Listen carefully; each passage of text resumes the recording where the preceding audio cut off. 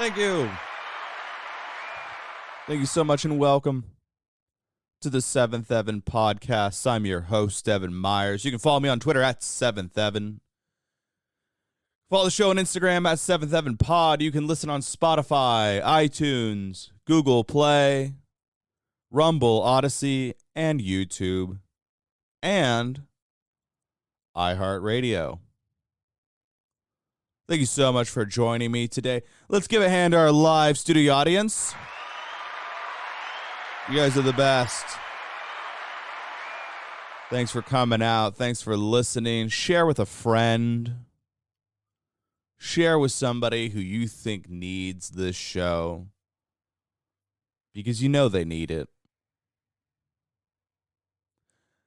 Got a lot of important topics to discuss today, a lot of important news to dole out. I'm happy to be here. I had an interview scheduled for today, and then the person tested positive for, well, you know, herpes. So now it's just awkward. It's just awkward between us. So I don't know if I want to do the interview because I gave it to him. But that's less important. The important thing is that we get through the news. And the news, people think the news is about the president. They think the news is about war or what's happening in Congress. They're talking about the filibuster. They're talking about the voting rights bill. They're talking about things things that they would lead you to believe are important, but I disagree. I believe that this show, the Seventh Evan podcast, perfectly curates the most important topics one person needs. You do not need the New York Times. You do not need Fox News. You do not need anything but the Seventh Evan podcast. Once a week, we discuss the most important news. Our top story tonight comes from Barstool Sports. Man donates his kidney to save the life of his girlfriend's mom. Girlfriend dumps him a month later and marries someone else. A TikToker has recounted the moment he was dumped by his girlfriend weeks after donating his kidney to her. And by the way, I will read this verbatim as best as I can, but it uses the word mum instead of mom because whoever wrote this up comes from one of those shithole countries that speaks the Queen's English. I live in America, and in America we say mom. We do not say mum. This is not Harry Potter. Mom. A TikToker has recounted the moment he was dumped by his girlfriend weeks after donating his kidney to her mom. In a series of videos, Uziel Martinez from Baja California, Mexico. Okay, well, they don't say mum in Mexico. They say madre. Madre. Marissimo. They don't say mum. So whoever the fuck this British loser thinks they are, putting their bullshit language onto our beautiful North American English, it's disgraceful. In a series of videos, Uziel Martinez from Baja California, Mexico, said he had heroically stepped in to save his ex's mother by donating the organ. Sadly for the teacher, donating an organ for his mother-in-law wasn't enough to rescue his relationship, which ended less than a month after the operation. After going viral, the TikToker addressed the attention, insisting he was over the breakup and that there was no bad blood between him and his ex. He said, "Actually, I'm fine. I'm fine emotionally. I think so is she. I have nothing against her. We are on good terms. We are not friends, but neither do we hate each other. I only did it to make a TikTok. I don't think this was going to get out of control. I didn't think this was going to get out of control." Guys, have some self-respect. Have some self-respect. I'm not sure. Maybe there's a lost in translation thing here. But is he saying he only gave his kidney to make a TikTok? Or that he just talked about it to make a TikTok? Because first off, if you gave your kidney just to make a TikTok, that is about as close to selling your soul as you can literally get. If you're harvesting your organs for content, you have no depth that you will not stoop to. So let's be clear. But there's a chance that what he's saying, again, I don't know. This Brit wrote it in the Queen's English, so I don't know. But if assuming he's saying he just talked about it to make a TikTok, then we'll give him the benefit of the doubt. But beside the point, fellas, men, what happened to us where we are giving out kidneys to women and their moms just because we sleep with them? I don't get that. If you donate your kidney to a woman, that should at least give your relationship like another year. That should buy you more time, I think. I don't think that's controversial. A kidney is worth at least a year. Maybe longer. Back in the olden days, if you saved a dude's life, he was like, "I am indebted to you for all the rest of my days." And he'd swear it on a blood oath. But now you give a kidney to some broad, and then her daughter's just like, yeah, we're great. Thanks, bye. Of course, this guy's a teacher, by the way. What is it with teachers just giving out their organs? Come on, man. I respect a person who's willing to do that for another person, willing to go under the knife to save another human life. But there's got to be a better way. Like, you have to know that your relationship is on the rocks. You have to be aware enough that, like, this isn't long term. Like, if you think you're going to marry this girl, that's different. But if you're just like, things are going great, I like it, I'm enjoying it, then I think you need to have more certainty. You need to be like engaged or something. I don't know. I feel like you need to have a higher standard of who you give your organs out to. Because if you gave an organ to every girlfriend you ever had, they could make Frankenstein's monster out of you. You'd have nothing inside. You would be nothing but ribs and fatty tissue. Assuming you had, lots of girlfriends. Some guys, it's like I have one girlfriend for every kidney I can give. So maybe that's the case. To me, it just seems like we have a little bit of a self-respect issue here going on right now. And that's the thing. He posted it on TikTok. That I worry about almost more. Why can't you just quietly get screwed over at home and just let it be? Why does it have to be published? Maybe a Twitter rant, or if you get in a Facebook argument with her, that's fine. But TikTok, come on. Come on, guys. We have to have some self-respect.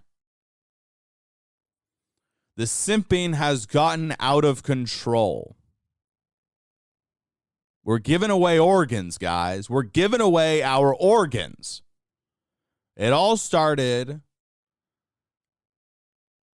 when we started paying $9.99 a month to see a woman be naked and give you fake messages like she's your girlfriend. It's gotten out of control. Do we have no self-respect? We know the answer to that. We already know the answer to that. The answer is we have no self-respect. It's disgusting. Shameful, really. That, like, if you give a woman you give her mom your kidney, like, to me, it's like, why didn't you just buy her a car, you know? I think I think that relationship would have lasted longer if you've given her a car. It's just gotten out of control. So I don't know. I have not given any of my organs to anyone, but that's because I'm selfish. I would say get your own fucking organ. Back off, bro. Don't touch my organs, bro. I don't know why I'm talking to a bro about this. But if I were to give my organs, I would want at least 6 months of regular intercourse. Like, that would be, like, you could break up, but it's like we're still gonna, like, I need to cash this in while we're here. You know? This is like, this is sort of like the other version of, like, if you're dating someone and then her grandma dies, but you're about ready to break up with her, like, I'm going to break up with you, we're over. And then she's like, wait, before you say what you need to say, I need to tell you my grandma died. And you're like, God, fuck. Now you got to wait. But even then, it's like, I think that women are strong enough that they can endure a breakup and a dead grandma, because I have faith. But I don't think people, like, giving out organs. We're giving out organs here, people. It's a disgrace. I'm really disappointed in our gender right now, guys. Speaking of disappointment, Megan Fox's engagement ring from Machine Gun Kelly is full of symbolism. This comes to us from page6.com. Leave it to Machine Gun Kelly to put major thought into his engagement ring for Megan Fox. The Papercut singer, 31, proposed to Jennifer Body's actress, 35, on Tuesday underneath a special banyan tree, presenting her with an extra special ring. Kelly teamed up with jeweler Stephen Webster to design a Toi et moi. You heard that right. Toi et moi style, featuring the couple's birthstones, a diamond for himself and an emerald for his bride-to-be. The two pear-shaped stones are set on two magnetic bands of thorns that draw together as two halves of the same soul, forming the obscure heart that is our love. Kelly wrote on Instagram. What does that mean? Forming the obscure heart? I think people use words that sound good, but they don't know what they mean. An obscure heart? I don't know what the fuck that means. He wanted something that was completely original and meaningful to both Megan and himself. He fed me lots of material in an almost lyrical form, Webster told Vogue. Well, that's beautiful because he's a rapper. It should be lyrical. The fact that it's almost lyrical is not a strong endorsement of his rap. I used this to create the two rings, which become one. I used magnets embedded in gold to attract the two rings together when worn as one. Possibly the most romantic story I've ever had to work with, he said. Gemologist and the Clear Cut founder, Olivia Landau, told Page Six Style that two stone rings have become a huge trend over the past 2 years. Quote, her stones look to be around 2 to 2.5 carats each in size. Depending on the quality, a similar ring could range from $50,000 to $75,000. Catherine Money, Brilliant Earth's SVP of Merchandising and Retail, agreed that Toi et moi rings are having a major moment. She told us that stones in Fox's sparkler appear closer to 4 or 5 carats each, putting the rings' values between $300,000 and $400,000.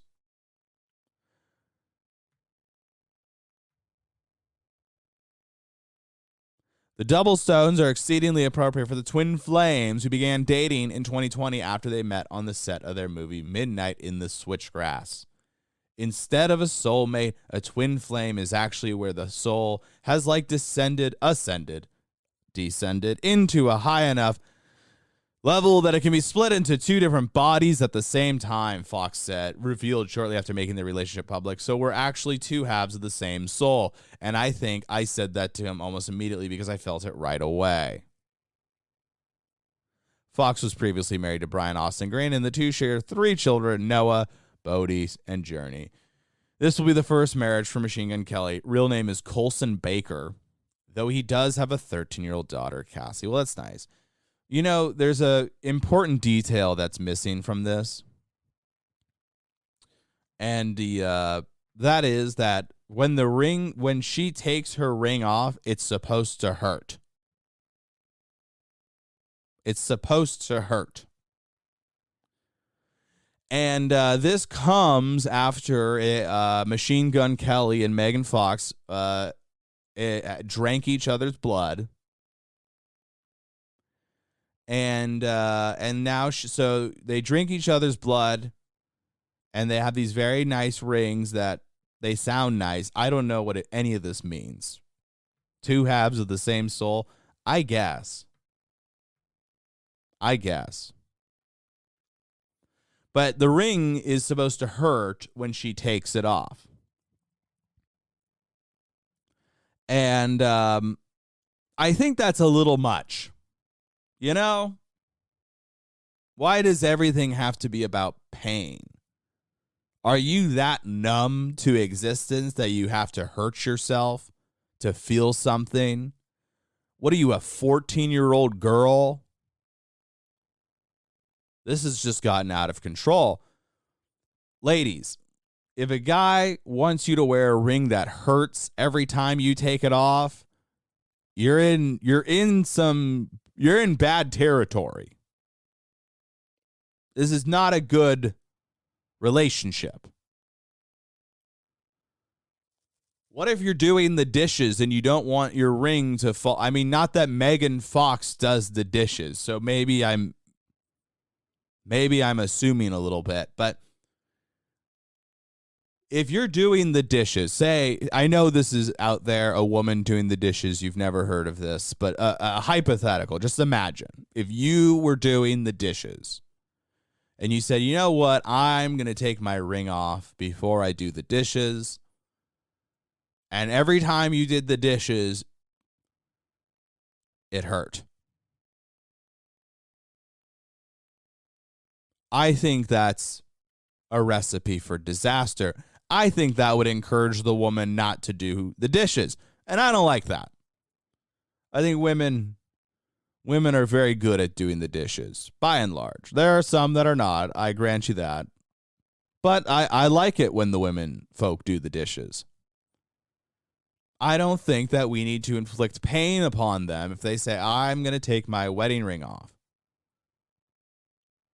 Now, maybe if she's going to go, like, have an affair, you know, she wants to go have an affair, and she's, you know, in the movies when, like, people are having an affair and, like, they turn over and they look at the nightstand, and there's the picture of the guy and the husband and the wife that you're, you know, like, you're philandering, you know, you're cheating on let's say you're the other man, let's say, and you're in bed with this woman and you're about ready to make sweet love to this married woman, and you turn around and on the nightstand there's the picture of her husband and her, you know, out in the fucking woods or some shit.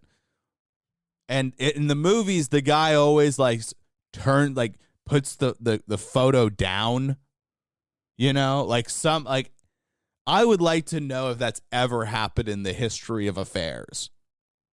Has a man ever been like, I'm going to bang this married woman, but I don't want to look at her husband's picture while I do it, so I'm going to turn the picture down. I understand kicking a dog out of the room. The dog does not need to participate. But who turns the photo down? I've only seen that in the movies. And I imagine that a woman's version of that is, I take my wedding ring off before I make love to this, you know, to the pool boy or something. I don't know. Who do women even have affairs with anymore? It feels so risky now with Me Too and all this stuff. But if Megan Fox wants to cheat on her husband and she has to take her ring off dramatically, then it's going to hurt. That's the only thing I can think of that makes sense. Like, you're about to do something really bad that's going to fuck up your marriage, and it's like, ow. You know, like when I was a kid, I used to suck my thumb and I wore a rubber band, you know, and you'd snap the rubber band every time you wanted to do it. Why don't I do that for, like, fast food? I should try that. I'm not going to try that, but I should. The wedding ring shouldn't be a rubber band. That would be my point. The wedding ring should be a celebration. It should be like, hey, isn't this so great? Not, why did I carve up my finger? Anyways, happy nuptials to the new couple. We're very happy for them. It's weird. Her kids are all under 10, and she's dating this fucking degenerate-looking loser who got owned by Eminem. I don't understand that. I don't understand the 35-year-old women with kids dating these fucking, like, degenerate fuckboys. I don't get it. I mean, unless it's all just for clout, then I really don't get it, because I'm like, why would you want that? That seems like so much work to have this loser, because you know he's just like laying around on the couch all day. You know, he's just like watching fucking court TV and shit. Like, this guy's not doing anything. Maybe he goes into the studio once a year. He's got some ghostwriters jamming some stuff up for him. He's like, oh, I got this. I don't know. It's weird. But she married, that's the thing. She was like 18 and married a 35-year-old. So it's like, that tells me that we've got some bad projections here. She's hot. I will give her that. It is funny, though. I know a lot of guys that are like, well, her thumbs are weird. It's true. She has weird thumbs. This is a thing. And they always go, oh, she has weird thumbs. And I'm like, okay. That's what would keep me. I'd see her thumbs and be like, no way. Disgusting. I don't know. These people are strange. Hollywood is a strange place to me. You know, I always worry. This is the thing. The media always tells you these people are like great couples. You know, they're always like, they did that with like Chris Pratt and Anna Faris, and then they break up. and they did it with that dude who played Aquaman. And he was married to Lenny Kravitz's wife, and she's like 15 years older than him, and they're all friends with Lenny Kravitz, and it's all great. And then they just broke up. I'm like, this is every time somebody in the media tells me someone's like great, I'm like, okay. I'm guessing that they're not that great. Why do you have to sell me on how awesome they are? I'm sure there are married couples in Hollywood that you'd never hear about. They're not they're not doing anything public. They're just living like a normal married couple. And it's like, oh, that's fine. But the ones you hear the most about are the ones that are like, they've got to be the most demented because they want their shit published. That's scary. Actually, it's funny. The corner of this article has a picture of Tom Holland and Zendaya. So here's the next ones. See, short guys can date tall women. It's totally fine and normal. And now the women will be like, oh, I guess I'm fine dating a short guy. I'm fine with that.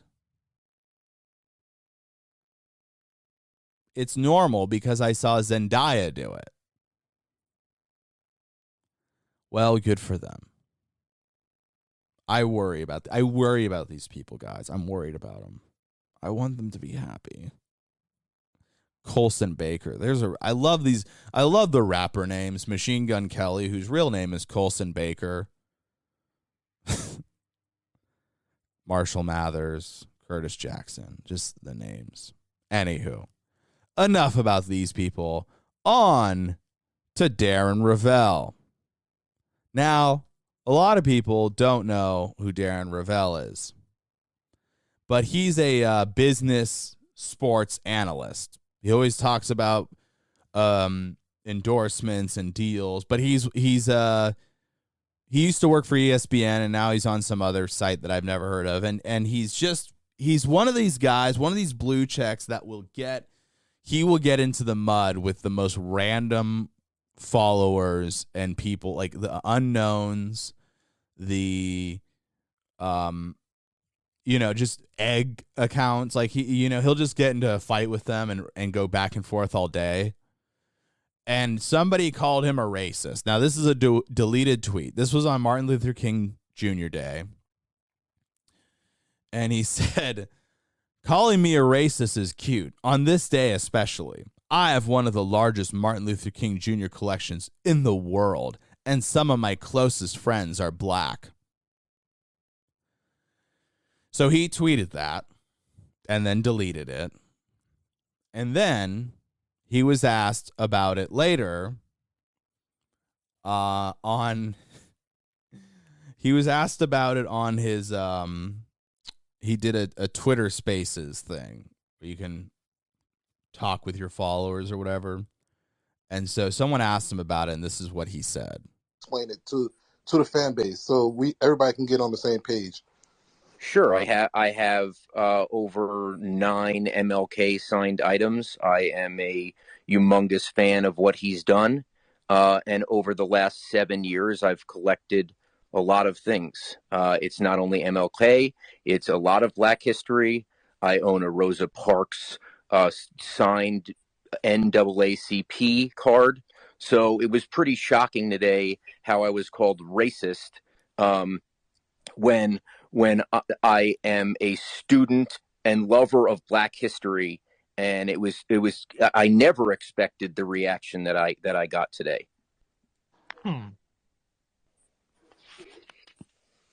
I'm sorry if people think that a white man can't enjoy Black history. All right. I'm sorry. I'm sorry. I really am. I'm sorry if people think that a white man can't love Martin Luther King. But to me, that seems pretty counterintuitive. You got me? Yeah, they got you. Hey, Footballville, you have a question? I'm a collector. I'm not a racist. I'm a collector. It's so why this is why you don't engage with these people, because there's no winning. There's no winning. You can genuinely love Black history. You can genuinely own all this memorabilia and history and artifacts and yada, yada, yada. But some rando on Twitter calls you a racist, and now you have to defend it. And you sound, no one sounds good. There's no way that you sound good saying, I own a signed Rosa Parks anything. I got her baseball card. You know? It's such a weird... Why? No one... That's the thing. The people who act in bad faith, about race in this country right now, overwhelmingly are uninterested in the truth. They're uninterested in the right, I guess, what would be the way to say it? They're not interested in the facts. They're not interested in the truth. They're not interested in anything except destruction. So when someone calls you a racist, I mean, if you're racist, then you go, okay, yeah, you're right. I guess you just admit it. But if you're not racist, then you just say, fuck off. You don't know me. You don't know what's in my heart. So fuck off. This is why people should not don't get in the mud with the low rent morons. Only unless you're going to heckle them. Only if you're going to taunt them. There's only the only benefit is if you're dragging them and embarrassing them and shaming them and quite frankly bullying them. Because there's no what's the point? This is my problem. All these politicians, all these celebrities, sports people, they all jump through hoops to be like, oh man, I'm one of the good ones. And it's there's no, you can look at Alec Baldwin. You can build up all the goodwill you want, and they're going to turn on you. When it's convenient, they shall turn on you. So, with friends like these, who needs enemies? I don't understand what his instinct is to go, well, I own all this stuff. I'm not a racist. I own all this stuff. I mean, okay. My dad collects a lot of things, a lot of historical artifacts that he gets off eBay, some of which were, Japanese flags from World War II. Doesn't make him a supporter of Japan. It just means that he likes that history. And Black history is for sure interesting. Absolutely. Now, the Black history that they talk about in school is not, in my mind, because you hear it so many times, and it's always pretty one-sided, but I think it's interesting in that, all history is interesting. If you like history, all history is interesting. If you don't like history, then none of it's interesting. And if you like to own pieces of interesting history, good for you. I would be if I had more money, didn't live in an apartment, I would probably collect things from history that I thought were cool. But I wouldn't be some sort of badge of honor that I'm a good person because I own this stuff. But that's sort of the problem that these white liberals go through, because they've built up this world where if I'm not a racist and I have to spend my entire life arguing that I'm not a racist, that I'm good. And I say, you don't have to argue anything. If you're not a racist, then you don't have to engage these low-minded people. If you are a racist, that's on, it's whatever. If I don't, I don't know why people care what other people think. Like, I understand ridiculing people for what they think. I understand arguing with people over what they think and whatnot. There's there's all these things that I understand, but when people are like, you don't think the correct opinion, therefore you are bad and you shouldn't, like, that's where the cancel culture comes from. That's where we have these, weird societal movements where, like, oh, well, now Chris Harrison can't work for The Bachelor because he's problematic. And it's like, what? Because a contingent of people saw him say something and they didn't like it, so now the guy shouldn't. Like, I don't understand why. And where does the line get drawn? And the line is ever moving, and it's the problem is that it serves political purposes, right?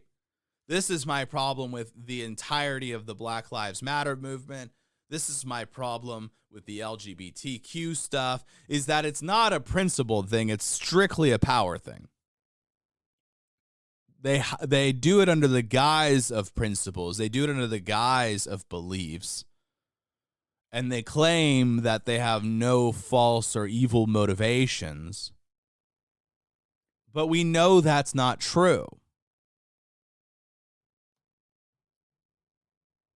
Why is that not true? Well, you wouldn't have voted for Joe Biden, the author of the crime bill that single-handedly put more black men in prison than any other federal legislation. The guy wrote the damn bill. He put his name on it. He was proud of it. I had this, interaction online with someone I went to high school with, and she's calling Trump a racist. And it's like, you're going to vote for Joe Biden. And by the way, I don't think Joe Biden is a racist. Not in any real sense of the word. Just because he wrote this bill, you could say he's an idiot. You can say that he didn't realize the unintended consequences of what he did. You can say that he's unqualified for that. But I don't think he's inherently racist because of that. I just think that it was a bad bill. And that's the problem with government, is that we have these great intentions, and his intentions were good. He wanted to clean up the streets. You can have great intentions and royally fuck things up.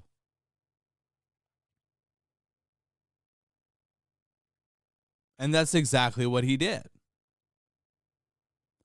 But again, in the New World Order, I don't care. I mean, I care that he wrote bad legislation. That's what I care about.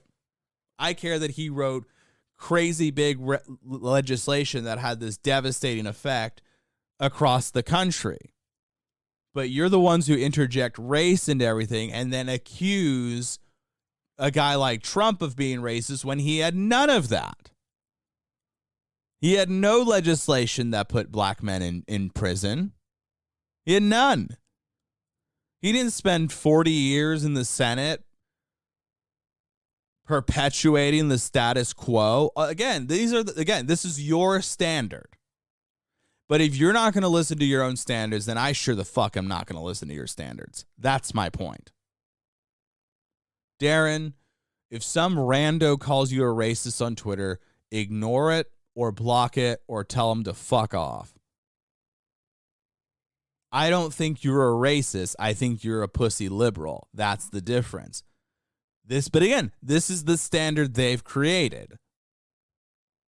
That he has to go, I owned a signed copy of the I Have a Dream speech by Great.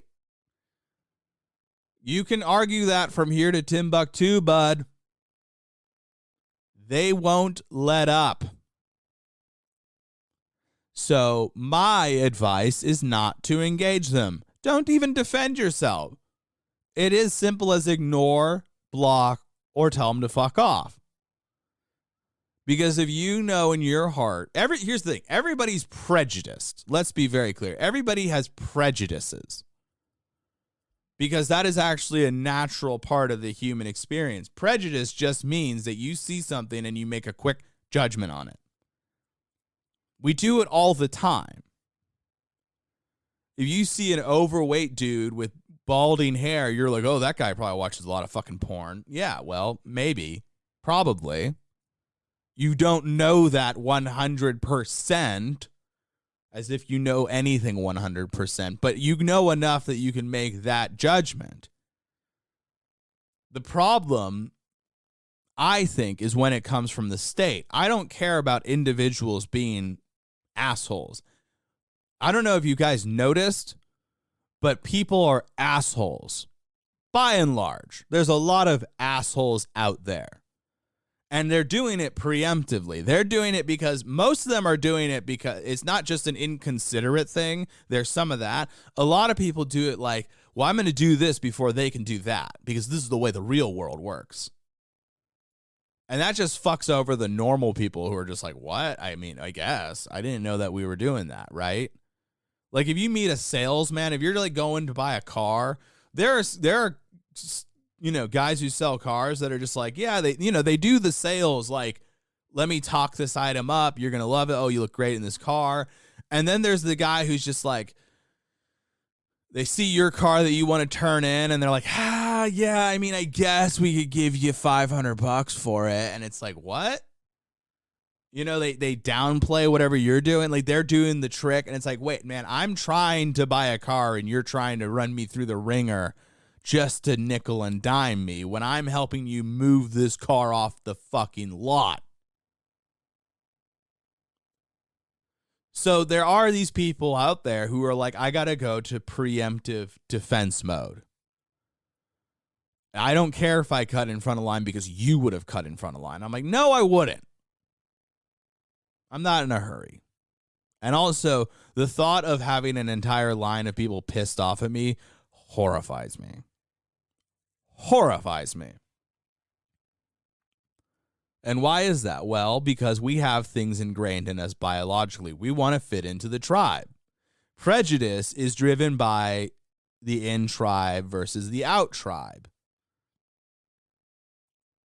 If you have, like I was reading a tweet thread the other day about this kid or this person, I think it was Ron Coleman, who was talking about how when his child was born, he was scared of his dad, the baby's grandfather, because the grandfather had this big beard and, the baby didn't know what to do with that.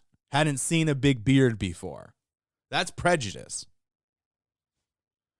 So we all have degrees of it.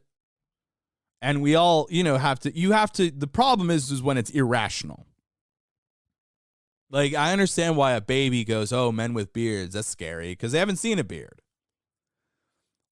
If you're a 18-year-old and you go, oh, men with beards, get away, then okay. That's a little bit different. But if you're 50 years old, then you go, okay, now you've got a problem. But that, again, these are all personal problems until you act it out on somebody, right? Like there's a difference between a person who says, I want to avoid black people. Don't take that out of context. If that's that type of person, I don't like this. I don't like their kind. I don't know. You go, okay, well, that person's ignorant, or that person just, they haven't been, they haven't been introduced to the culture of the people. What do they know? The only problem I have is that person goes into power and creates rules and legislation that then in turns affects other people, like Joe Biden. But again, I don't think Joe Biden's a racist. So, but again, these are the rules, and if you're going to make up these crazy rules and not even follow them, then I shall not follow them either. Ethan Klein, who runs the podcast H3H3, it's a very popular podcast on YouTube. He recently had a spat about Joe Rogan, and he was doing this is the funny thing, these brain dead people who just like they'll go off about Joe Rogan, like Joe Rogan's Joe Rogan's the only reason people aren't jumping on board this fucking Pfizer experiment. It's, if we only didn't have Joe Rogan. I'm like, okay. Thank you. I appreciate that. Ethan Klein has this popular podcast. He got into the spat with Joe Rogan earlier in the year, and now he has announced this. He said, years ago, I interviewed Jordan Peterson before I was very familiar with his politics. He was an interesting guest who I enjoyed sitting with, but especially now, I can see he's a dangerous gateway to alt-right transphobia and COVID misinfo. I removed both interviews today.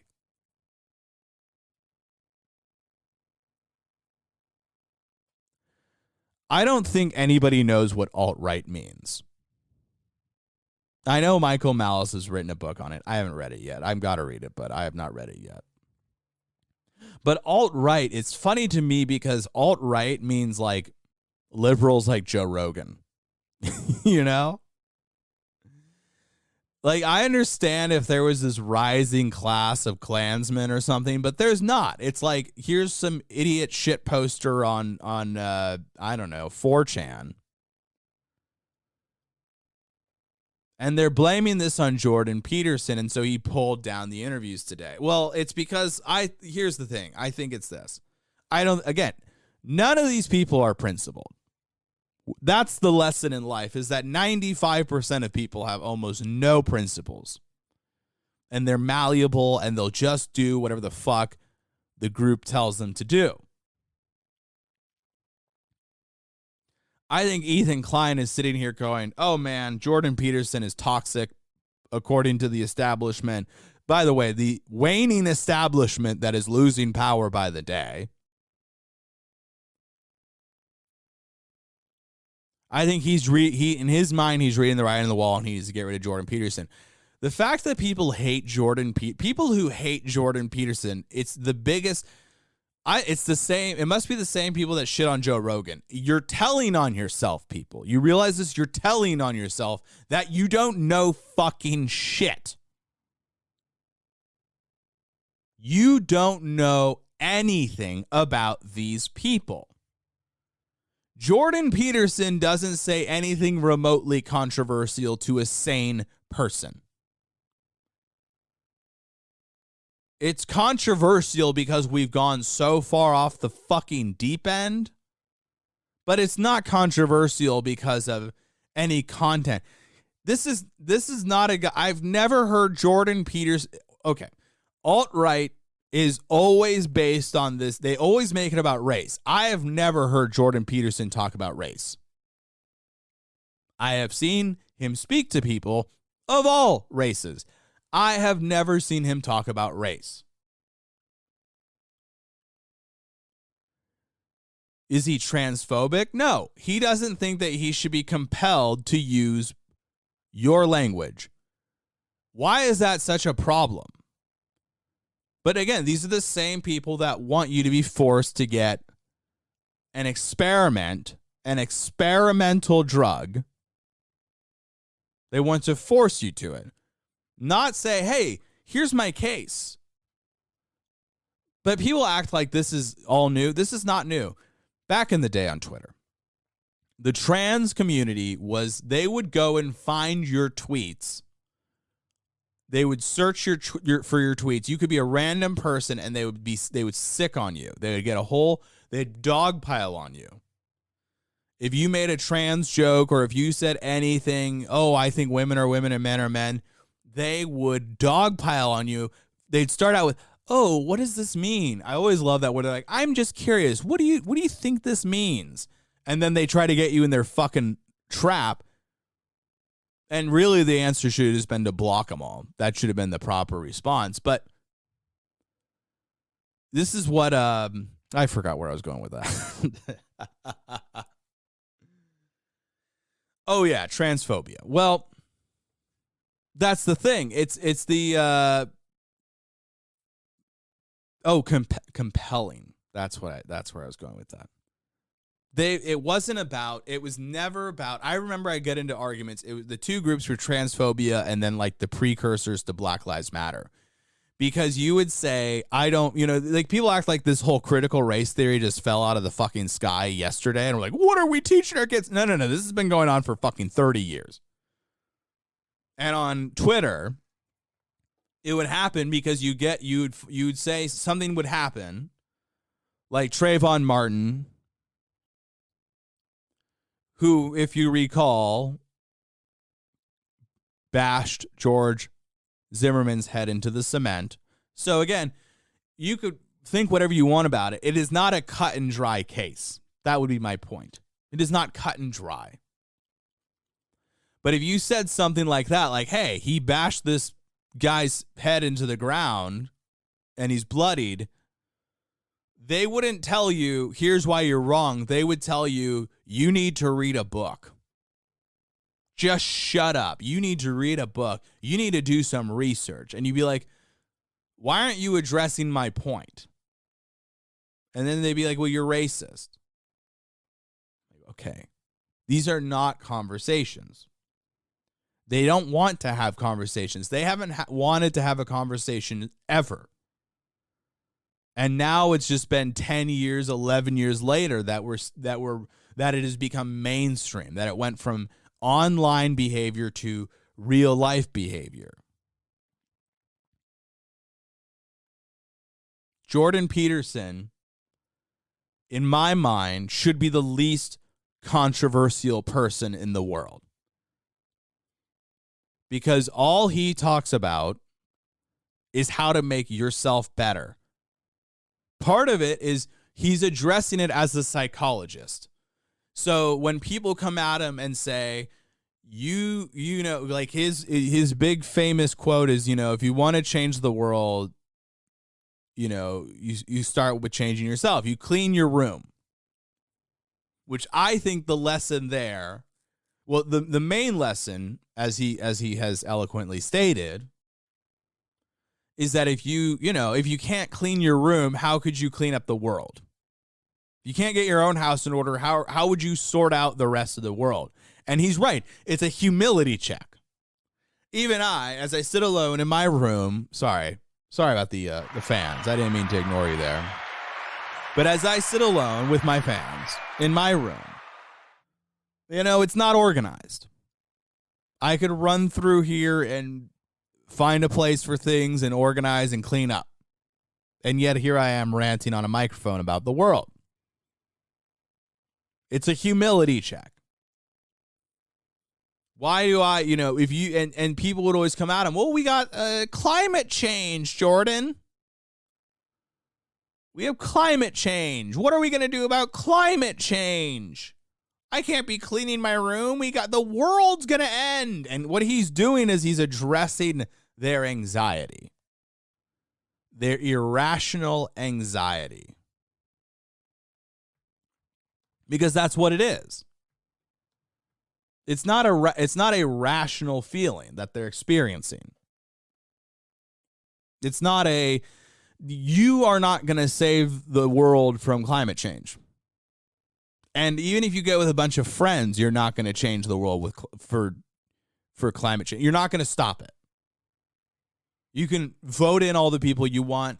You could put in all the judges you want. You can tax all the corporations you want. You are not going to stop climate change. What will stop climate change? Probably technology. Probably a technological advancement. It's not going to come through government. I'm going to tell you that right now. It never does. But Jordan, in my mind, is not controversial. He's telling you to get your own house in order before you start trying to mess around with the world. And for me, that's a constant. I am constantly having to get my own house in order, literally and figuratively. I have to constantly clean my room. I have to constantly self-evaluate. I have to constantly look at myself and go, what am I doing wrong? And that's the thing, I could do it more than I do it. I probably don't do it enough. This is what they don't get, because they sit there and they go, well, it's fine if my life is a mess, but I get to go and point out all the messes in your life and in the global sense and then in the national sense. And it's like, stay in your own lane. And it's not to say that you shouldn't have thoughts, but your thoughts should be coupled with a knowledge that you are limited and that you do not have all the answers. And a lot of people will take that, and they do have this thing where there's like when you say that, it means like, oh, that means you know nothing. No. If you know something, you know it. But if you don't know something, or you only know something because someone told you, and you actually haven't done any reading on it really, or you haven't lived anything with it, then that's a different story. But there are people that know shit. If you run into a construction worker who has been working on job sites for 20 years, he knows a lot about what he does. He knows a lot more about it than the average person, than a guy who's been on the job site for 2 years, 3 years, 5 years, 10 years. So he knows it. Doesn't mean he knows anything about climate change, but he knows what he knows. So there is a level, but I don't know. Jordan Peterson is, to me, it should be a non-controversial human. And the other point I like to bring up about him is that what was leading up to Jordan Peterson, outside of the trans issue and the compelled speech, was, the term incel was coined, and people would use it pretty frequently, and they would ascribe it. And every time there was a school shooting, they'd be like, another one of these white men, angry white men, because, black people aren't shooting each other or anything like that, and Mexicans don't shoot each other. Asians definitely don't, actually. That part is true and not sarcastic. But they always go, oh, look at these white men, these angry white men, and they're the worst. They got all this anger and resentment. And Jordan Peterson is literally giving people tools to not be angry and not be resentful. And they're just like, fuck you, you're a racist transphobe. Huh? Why is that? I know why. Because it's about power. They want young white men to be made obscure. They want young white men to be diminished. It's not some fucking racial thing. This is a power thing. Divide and conquer thing. If you have 90% of black people voting for the Democratic Party, you don't really need to address them. And if you have the majority of women, you can address them, but you don't have to address them as much. And if you have the majority of Hispanics, then you don't have to deal with them. What's next? Well, let us make white men the one voting bloc that isn't 100% on our side here. Let's beat them into submission, and then we have power. That's it. It's all about control. It's all about getting rid of the threat to them. And it worked. It's working on a lot of these white women, which I think is amazing, because I'm like, well, your sons will grow up with no self-esteem, no future, and it'll be unsafe for them because it's going to be open season. Let's be honest. It's going to be open season. It already is. You see some white guy get fucking jumped. All it takes is some guy to go, well, he said the N-word, and they're like, oh, that's fine. He said the N-word. You're allowed to beat this guy into a pulp. And it's like, I don't even see him saying it. I don't have any audio of him saying it. And even if it was, no, you don't get to violently attack people for saying naughty words. A word that you're fine with saying.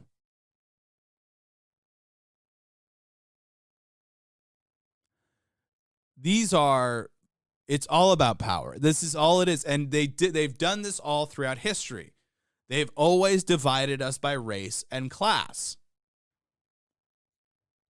There's a quote, I forget who said it, but there's a quote about how politics is for the rich and for the poor.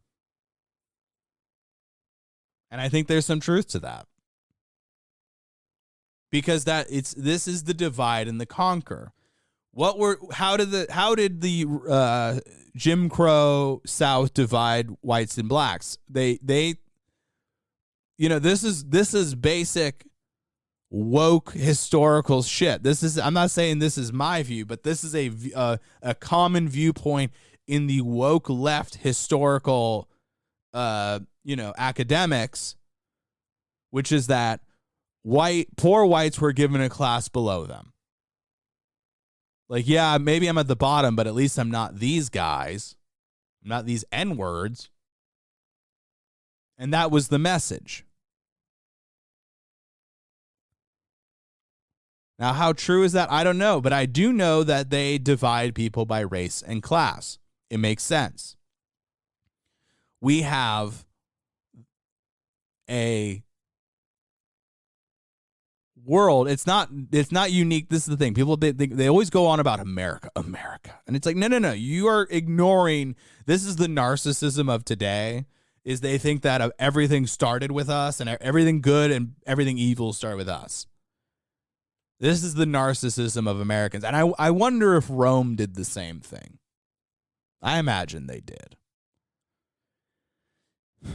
But it's an irrational belief that all good and evil starts with us, and it doesn't. It started in the garden, bitch, figuratively. It started when Eve ate the apple, and then Adam ate the apple. And all the autistic fucks out there listening, they're saying that we were born in the Garden of Eden and that we were descended from the same two people. No, I'm talking about a very, very beautiful image that was created by our ancient ancestors, that we fell from paradise, that we are fundamentally broken because of our knowledge. And you can't unring that bell. There is no going back to Eden. The gate has closed. This is what the Christians get right. They get right about original sin. Now, they put it in the sense of guilt, and I disagree with that. I don't see it as a guilt thing as much. I see it as a nature thing, as a drive thing. We are all inherently corrupt. It is through hard work or faith or whatever what it takes to get out of that self, to beat that down into submission and to rise above it. That's the thing. When we were talking about prejudice earlier, that's where we go. That's what you need to deal with your prejudice on an individual level when you're cleaning your room. You're not going to fix Jim Crow South. You're not going to fix slavery. You're not going to fix any of that. You may help fix it to some degree. Maybe. But all you can do is work on yourself. So if you sit there and you see a black person and you judge them preemptively because of that, you can go your whole life without ever having to work on that, and you'll probably be fine. You could probably be fine. But if you want to have a more well-rounded life, if you want to have a more fulfilling life, then I think you need to challenge that within yourself. You need to find what you're doing that's wrong and turn that weakness into a strength.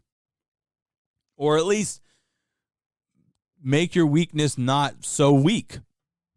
Put a little muscle around it. That's the thing. If you are a true racist, if you're a person who goes, I don't want anything to do with black people, I don't want anything to do with their culture, you are missing out on great music. You are missing out on great food. You're missing out on, I imagine Africa is probably really cool to visit. I've never been, but I imagine parts of it are probably a great visit, a great vacation. You're missing out on shit. And that's the same is true with Mexicans and Costa Ricans and Russians and the Chinese and the Japanese and Americans. If you have a view that you go, oh, fuck them, and I joke, right? I like to joke about Italians and all that, but I mean, my God, Italy is filled with beautiful history, amazing food, beautiful architecture, some of the most precious and astounding pieces of artwork are in Italy. And even if you think, Italians are a little this, I don't know if I don't know how I feel about them. You can still suppress that long enough to appreciate it. I think that's what makes us more well-rounded. And it's not just prejudice, it's everything else in life. That's something I work on. It's just like, I don't believe in myself, right? I sit here and I go, I can't do that. That's not something I can do. I struggled when I took that foreign language class, so I can never learn a new language. And it's like, really? Do you think that's really, like, if you dropped my ass off in Mexico, came back in 10 years, do you think I'd know Spanish? I'd probably know Spanish. But self-doubt keeps us from doing that. Fear keeps us from doing that. So, Ethan Klein, the guy who's shitting on Jordan Peterson, pulled it. You make your little career choice. Good for you. Fuck off. It's just you're a loser. You're a loser. All these guys, all these full-grown men who won't stand by their words. You had an interview with Jordan Peterson. That's the only time I have ever watched his show, was Jordan Peterson. I had no interest in anything he had to say. Jordan Peterson had a lot of interest to say in what he had to say. Jordan Peterson is saving these people that you claim are falling to the alt-right. He's saving them. He's doing the Lord's work. And this is something they claim they want, and yet they attack him. Why? Well, I don't know, but the scriptures say that the battle is against principalities and not men. And I don't fully consider myself a Christian, but I do think that there's a reason why the Bible has held up. I do believe that there is a reason, and I don't just mean it's good or it gives a lot of good advice, because there's a lot of advice books that are filled with good advice that we never fucking read, that we have no use for. Most people don't even read books, but yet for some reason the Bible has stood the test of time. And why is that? And I don't know. Maybe the Quran has this too. Maybe other holy books, if you will, do this, or other teachings. I don't, there's a reason why I judge things, as the scriptures say, by the fruit. You can say what you will about Islam. They have a functioning society. You can say that about the Mormons. They have a functioning society. I think those are generally good signs, good fruit, if you will. Maybe the fruit isn't always ripe.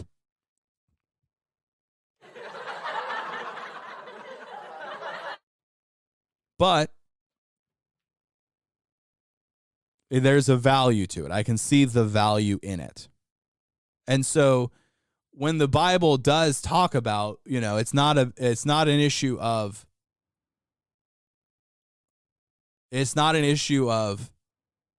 man, it's an issue of, it's not our earth. The Bible says that earth is Satan's kingdom, which is a bold statement, because God created the heavens and the earth, and yet he ceded it to Satan. What does that mean? I don't know what the fuck to make of that. I have no idea what to make of that. So that's the thing. If it's a battle against principalities, if it's Satan's kingdom, because seriously, think about that. We had all these school shootings happening, and we had an entire society of people claiming that this was the biggest threat in our lifetime, and it was all because of angry white men. And here comes Jordan Peterson filling the void, a void left by the church, a void left by the media, a void left by the government, a true void. Here comes this light, this man who's telling everybody not to be resentful, not to be angry. He is providing the truth to people, and they damn near crucified him. And that's not unusual in history, is that people who come along and tell the truth, we crucify. So, to me, H3H3, Ethan Klein, you're basically Judas Iscariot. You just have to, I don't know of any other way to look at it. Like, you're the guy who's going to, I'm going to throw him under the bus so I can just get away from this. And it's like, but this will never escape you because I'm never going to watch your show. And you're probably going to lose a shit ton of listeners. And most people will always think of that about you. That you're the one who threw Jordan Peterson under the bus because you're a fucking loser. And either you're evil or you're aiding it. But either way, you're done. You're dead to us. And that's the problem. That's the problem with people who just want to get by. The people who just want to go unnoticed.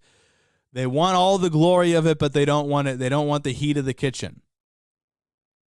There's an entire class of people in Hollywood that all want to be famous, but they don't want any of the negativity that comes with it. Look at Alec Baldwin. If he's some random guy on a set who accidentally shoots somebody, we probably don't really hear about it. But he's big and famous, and he wanted that, and then life happened, and he's completely unraveling. So you can't have it both ways, guys. You can't just be a little rat in the sewer and try to get by, but also be living a meaningful life. I think you have to pick one. But to each their own.